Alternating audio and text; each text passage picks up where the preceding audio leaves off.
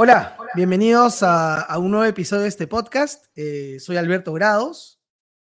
Debido a la ubicación geográfica de nuestro invitado de hoy, vamos a emplear este medio, vamos a comunicarnos a través de medios digitales. Estoy muy contento de conversar hoy día con uno de los maestros más innovadores de Centroamérica, que es Gualberto Flores. Bienvenido, Gualberto. Hola, ¿qué tal, Alberto? Un gusto. Y no, hombre, con esa introducción yo dije a quién van a presentar, pero aquí estamos.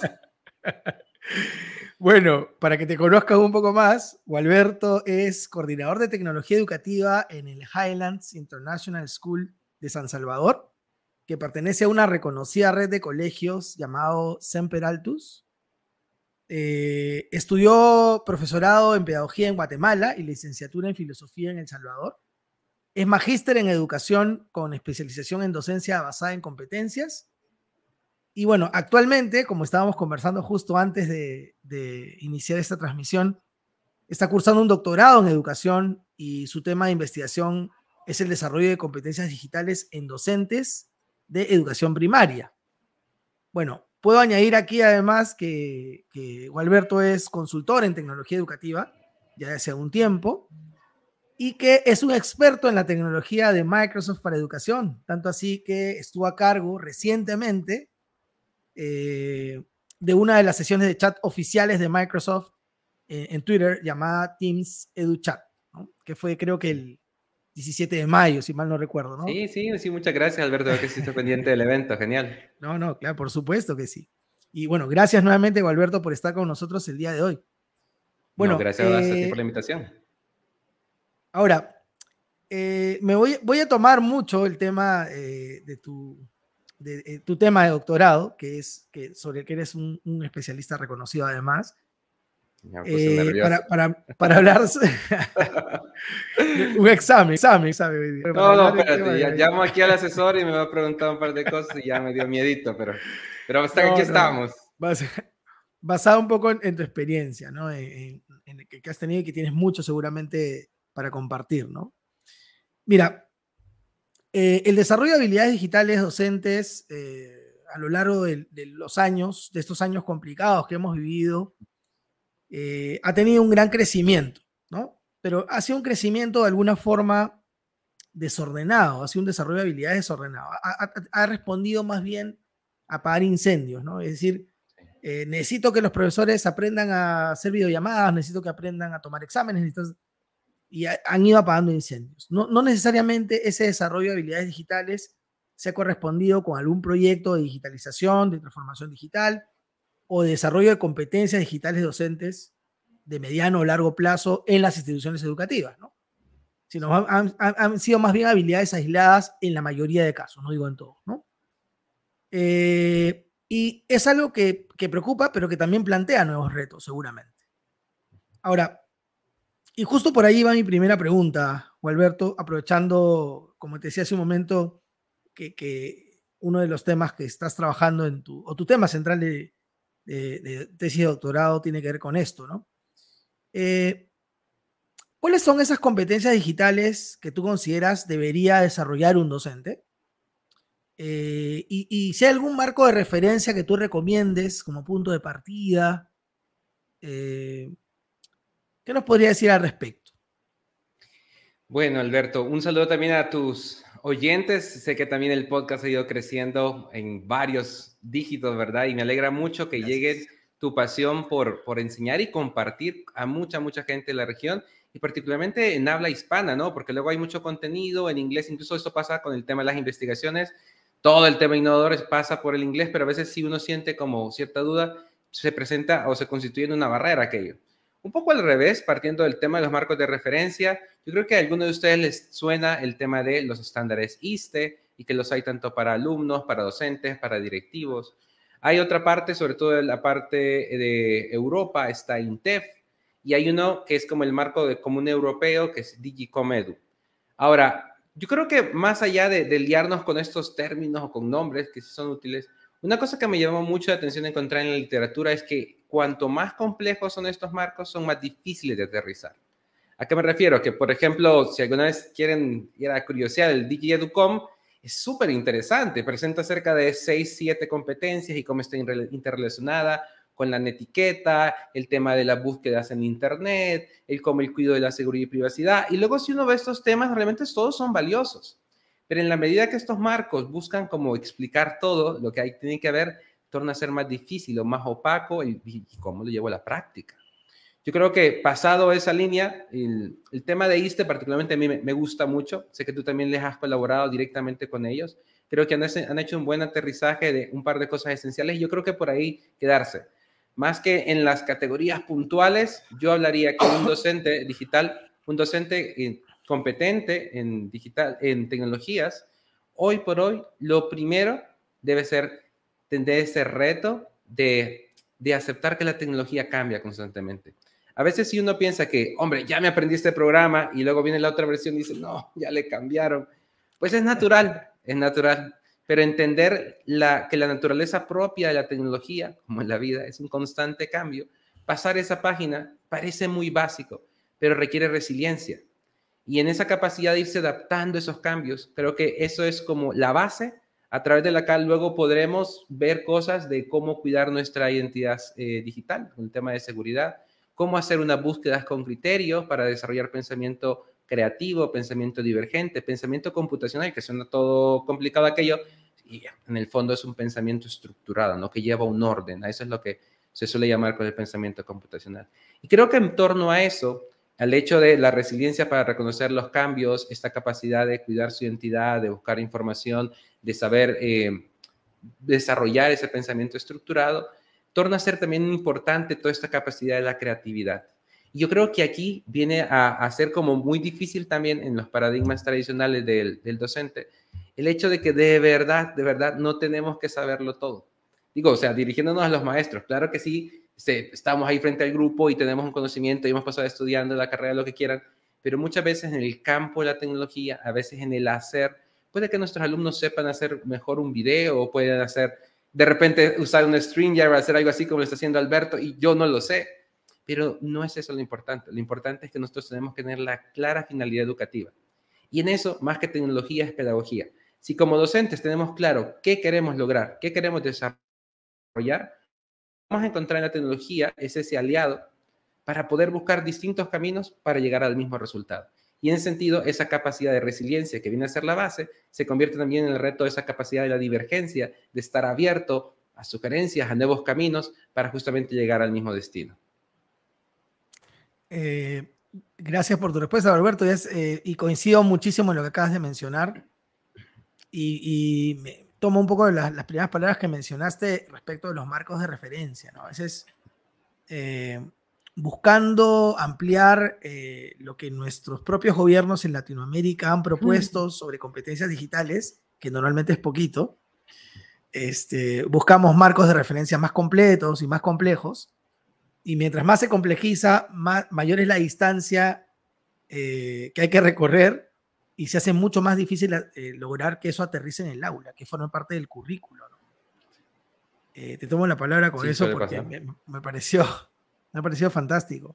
Ahora, en la línea de lo que mencionabas, si una escuela quiere dar, digamos, los primeros pasos en implementar un plan de competencias digitales docentes, ¿no? O sea, quiere iniciar esta carrera de hacerlo un proyecto, ¿no? ¿Qué le recomendarías tú a una escuela que va a empezar con esto, a los líderes educativos de una escuela que van a empezar con esto? Creo que es interesante porque realmente muchas de las cosas que al final de estos 3, 4 años que están en este puesto sintetizo son cosas que si veo para atrás ya la gente me las anticipaba. Lo primero es que un proceso de transformación, vamos a hablar digital, nunca se puede hacer solo. O sea, nuestra consultora de Isabel Güemes, que también está en su proceso de doctorado, decía eso, ¿no? Si en el colegio no hay un equipo de personas, de directivos, de docentes, que realmente entiende el para qué y por dónde ir avanzando, pues probablemente todo eso está condenado a perderse. Entonces, esa parte al plantear un proyecto digital tiene que ser algo transversal, que tanto desde el director hasta el maestro, que al final de cuentas es el que va a poner en práctica la tecnología, pues comparte cierta visión, tiene cierta percepción sobre la utilidad y el valor que la tecnología puede sumar, Y a partir de ahí viene otro aspecto que, bueno, dos son los que digamos que a cierto punto yo negaba, pero en la realidad sí son. Por un lado, el económico, porque aunque se pueden hacer muchas cosas con el celular o el que tú quieras, en el fondo el acceso a los recursos, al menos lo que la bibliografía reporta, es una de las barreras en tema digital. Y a veces cuando este recurso, por ejemplo, va por el nombre, tú traes tu dispositivo, lo que se generan a veces son más problemas. Y me gustaba mucho la expresión de un webinar que decían, es como entrar a una parte lodosa, lo decía, a Woody Water. ¿Por qué? Porque cuando es cada quien traiga su dispositivo, de repente solvento el que haya un equipo.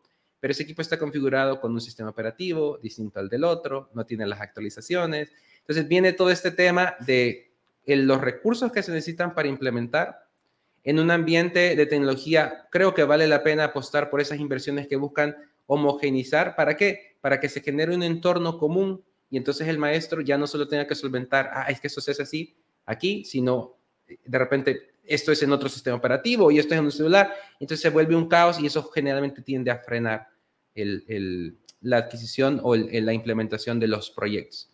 Entonces tenemos una parte de visión, tenemos una parte económica y luego está la otra parte que parece lo invisible, pero en el fondo es el aire de todo esto y es el tema de la infraestructura, todo el tema de soporte y de IT.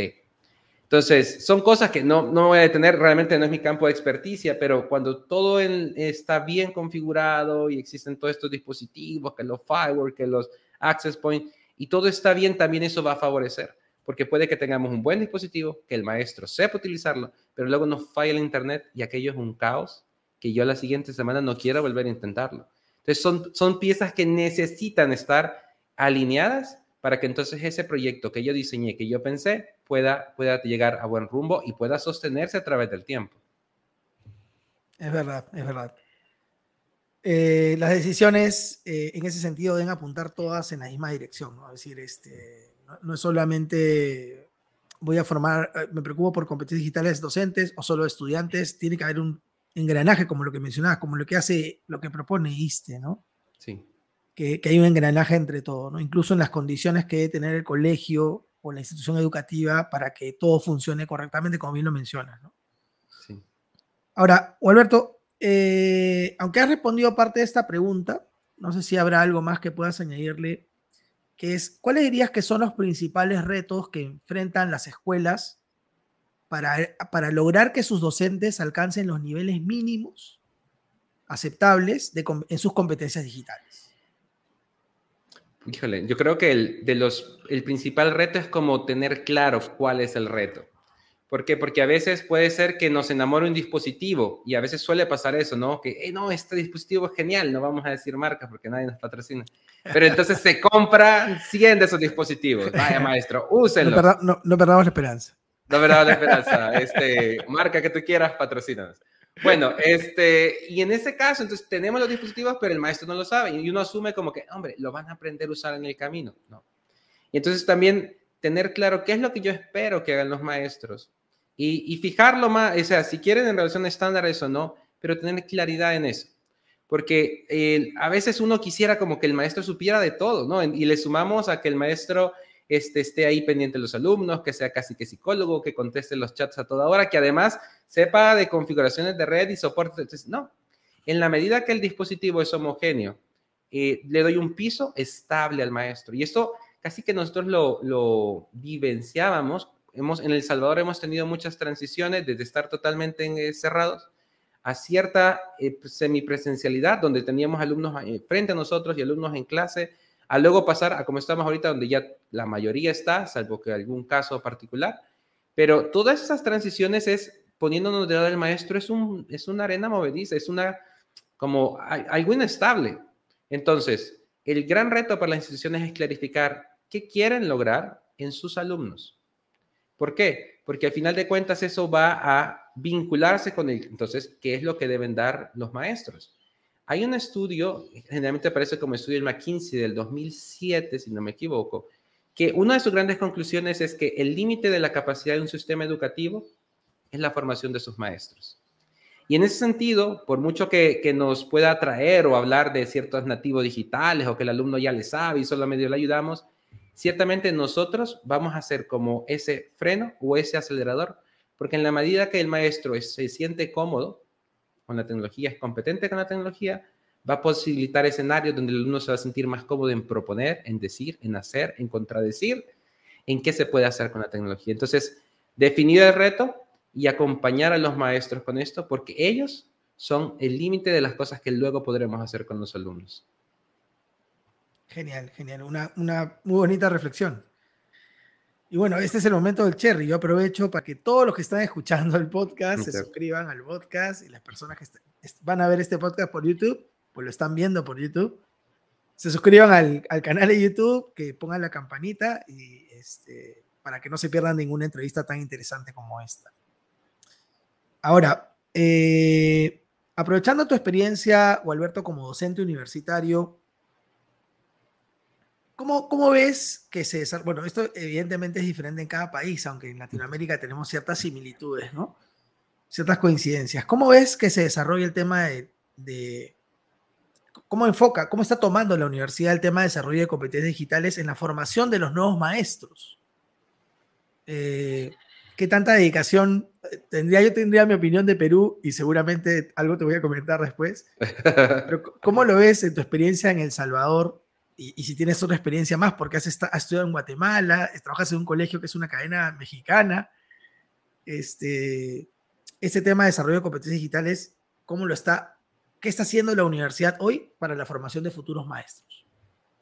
Híjole, me cambió un poco el semblante porque me ponía a recordar muchas de las investigaciones que he estado revisando del 2020 hacia acá. Realmente más bien me dan una esperanza en el lado de Sudamérica. Hay mucha investigación.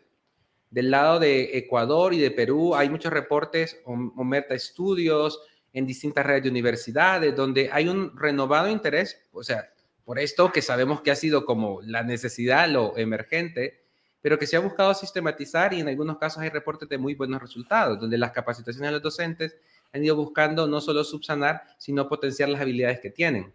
Pero al menos lo que yo podría decir, un poco de las revisiones así a grosso modo de la universidad, entendiendo que es el espacio para formar a los futuros docentes, de verdad es preocupa porque muchas veces no pasa de ser una materia tecnología.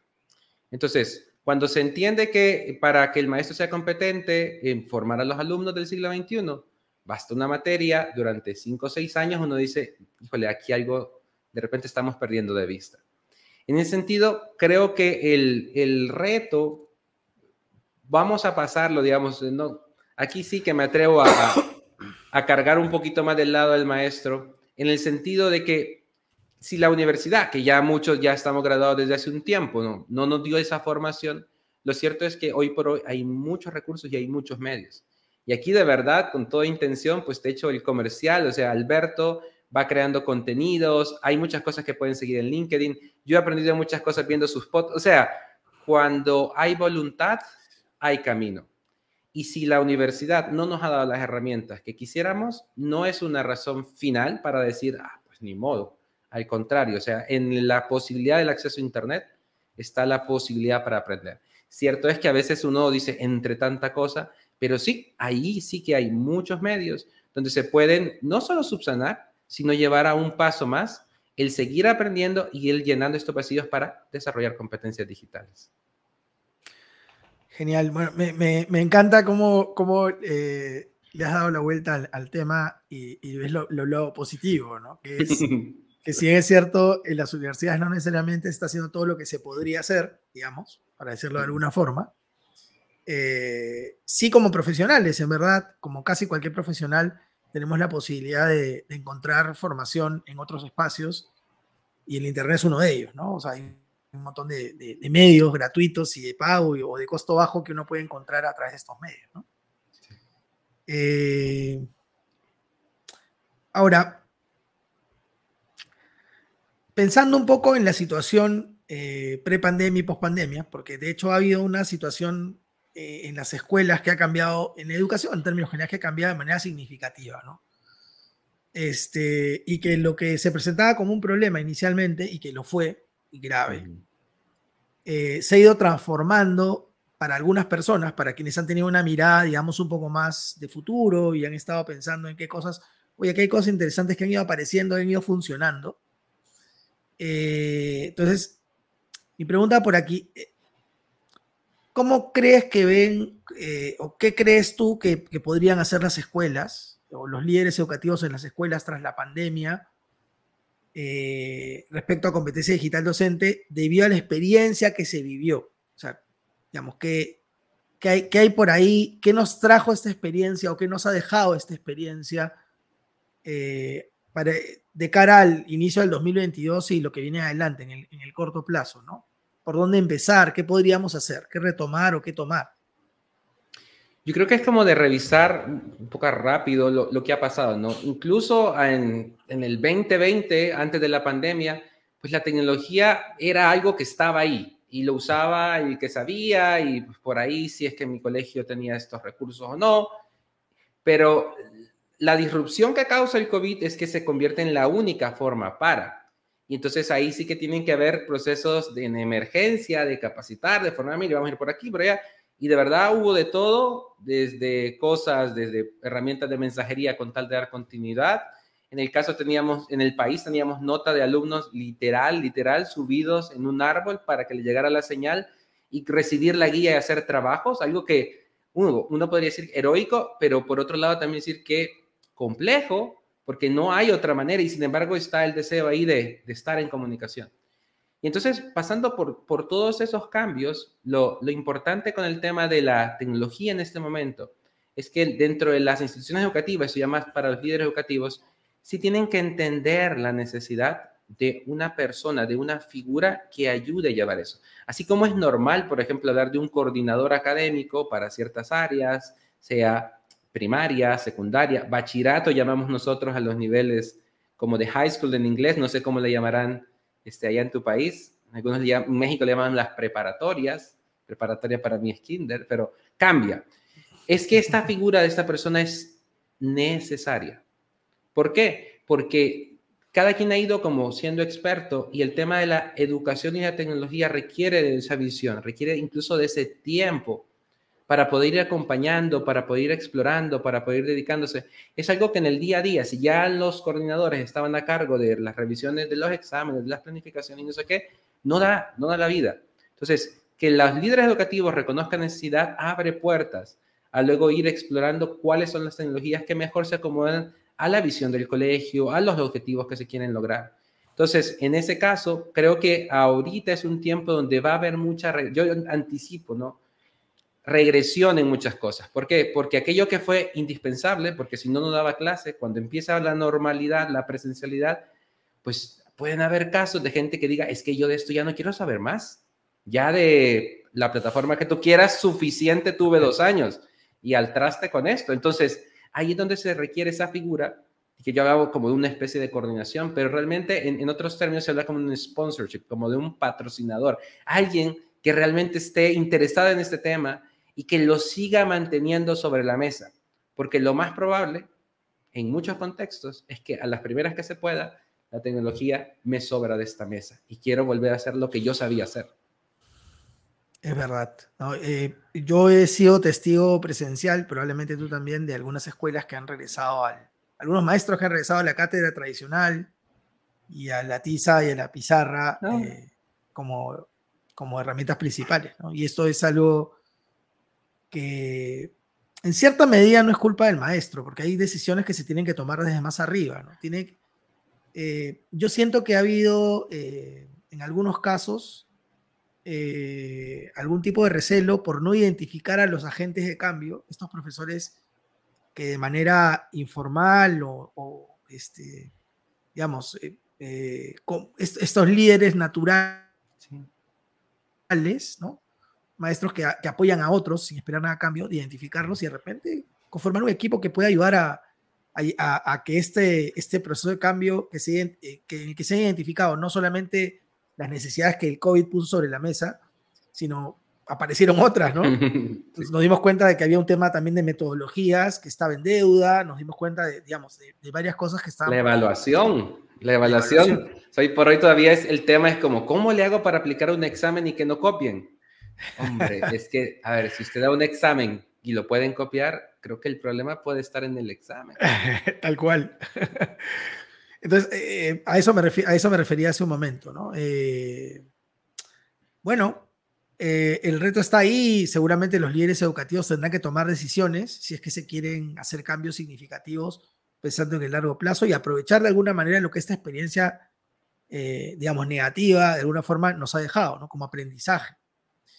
Alberto, ¿qué consejo final le darías tú a los maestros que nos están viendo o están escuchando ahora respecto de este tema grande, competencia digital docente? Yo creo que en esta línea, yo creo que es ese paradigma del ¿qué es la tecnología para mí? Yo creo que es una pregunta clave, porque mientras yo sienta que la tecnología al final me estorba, me cuesta, y esto es súper complejo porque investigando sobre el tema, al final lo que voy encontrando es que más que una cuestión técnica, tecnológica, es una cuestión eminentemente psicológica. O sea, ¿cómo percibo la tecnología? Si yo percibo que la tecnología y todas esas herramientas y todas esas plataformas y todo eso, en el fondo lo que están haciendo es que me están cargando, es que es natural. Nadie quiere llenarse de pesos y vivir con esa mochila llena de piedras. O sea, lo primero que quiero hacer es quitármela.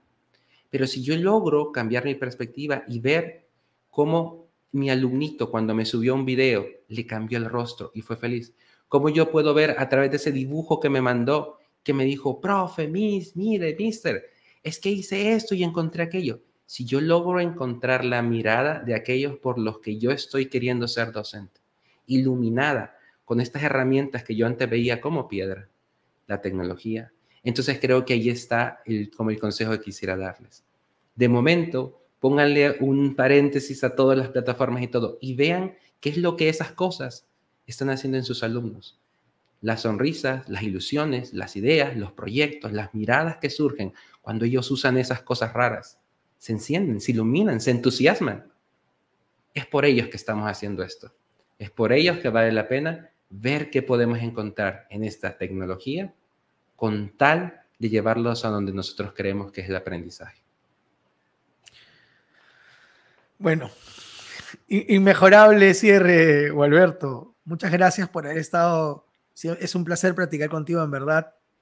Estuvo con nosotros Gualberto Flores, docente y especialista en tecnología educativa desde la hermana República del Salvador. Bueno, no olviden suscribirse al canal para conocer más sobre el mundo del EdTech. Soy Alberto Grados de Lima, Perú. Nos vemos. Chao. Saludos.